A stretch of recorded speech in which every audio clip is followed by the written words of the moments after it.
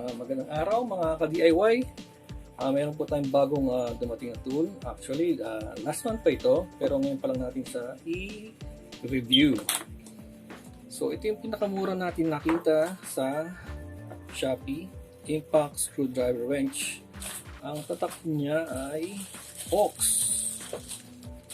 OKS kaya ito. May isa siyang battery. So, meron siyang option na dalawang battery pero hindi siya available nung binili natin. So, ito ang kanyang spec 288VF. Extra long duration of imported core. Ewan ko ano ibig sabihin nun. At ETP, Efficient Technical Platform. So, yun lang na pagkabit.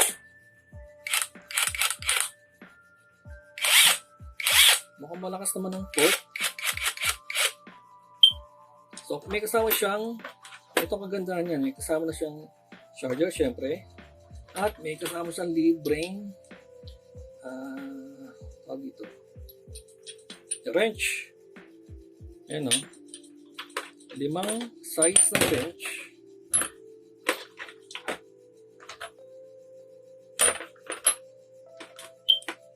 Lima. At mayroon siyang kasamang screwdriver adapter. Ayan.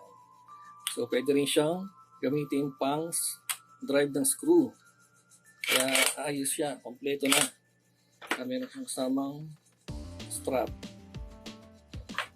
Sukatin natin ang battery. Battery voltage. Ito pala yung kanyang indicator, battery indicator, meron siya, at may on-off switch, minimum torque at maximum torque. Press mo lang yung on-off, press lang yung on-off.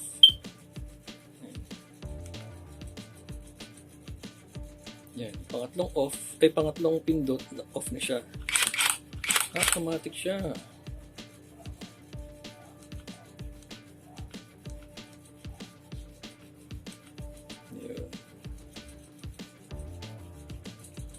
Tapos pag reverse mo, may option siyang mamamatay automatic.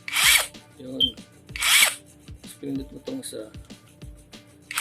tuloy-tuloy siya. Sukatin natin talaga yung anong voltage nito.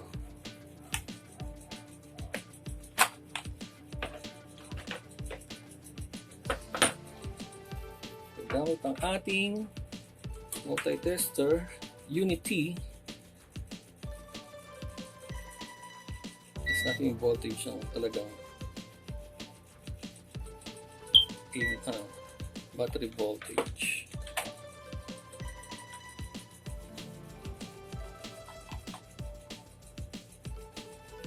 So 20 volts lang siya. 20 volts. Hindi siya naka-indicate kung ilang voltage 288VF pa nakalagay.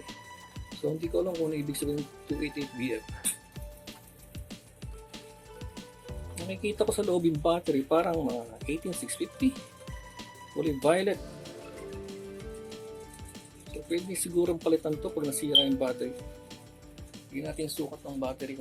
Pareho talaga ng 18650. Kakulay ng battery sa loob. Nakikita nyo.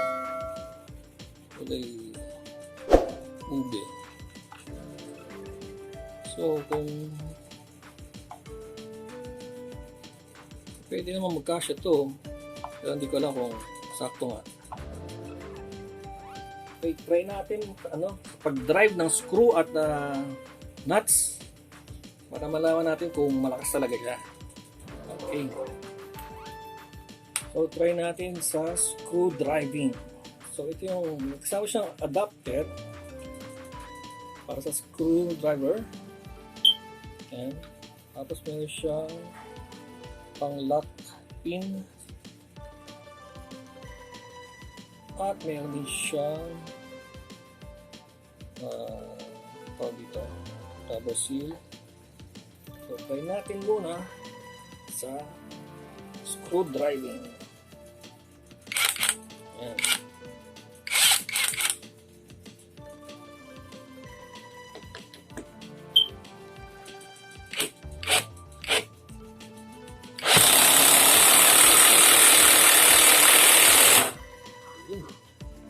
Malakas. Safety first dapat. Try natin pa isa.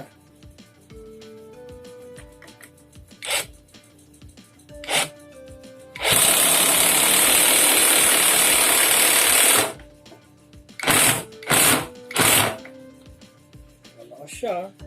At naka minimum torque pa lang siya. Minimum torque. Ipat natin sa maximum torque. Ayan, naka-maximum torque na tayo ngayon.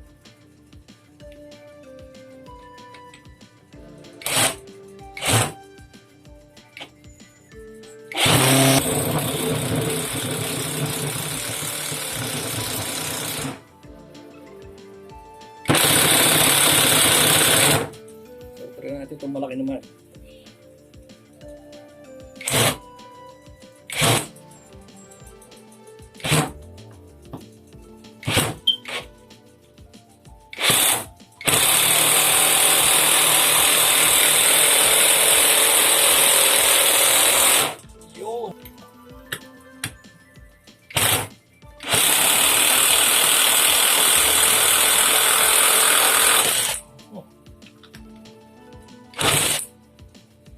Ala, yun lang.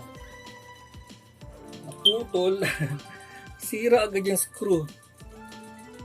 Grabe, sa lakas. Siguro dapat talaga may pilot hole para sa mga screw. Sira agad ang ating screwdriver. So, sa huling screw tayo ay naputol ang pinakadulo ng unang gamit nating screwdriver. Yun. So, na talaga umali ako ng application. Ayan, yung kabilang dulo gamitin natin.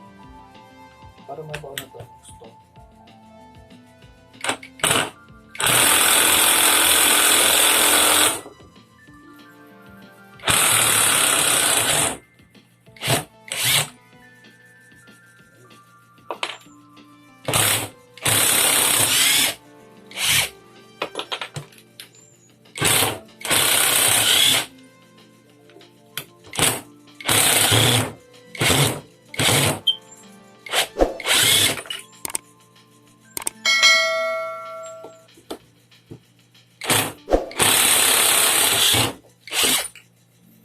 Okay, sa screwdriving malakas siya pero yun nga lang nagka-problema tayo sa dulo ng screwdriver niya.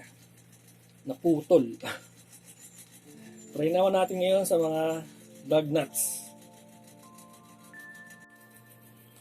So wala pala akong lug nuts na masampulan at wala din akong auto para tanggalan ng gulong.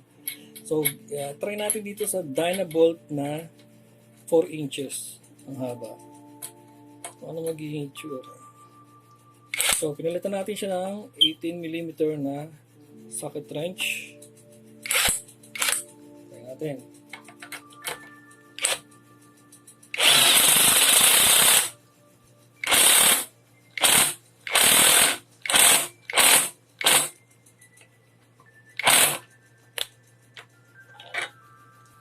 Ayun, bumuka ng gusto.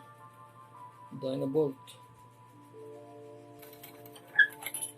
Hindi natin mabalik. Bumuha yung Dynabolt. Malakas siya. Kung nabukas nito. Wala lang akong pang test na mga lug nuts and bolts. Pero for DIY, ayos na siya. Pwede na siya. Sana lang magtagal. So, okay ba ang aux? For DIYers like me, DIY tatay.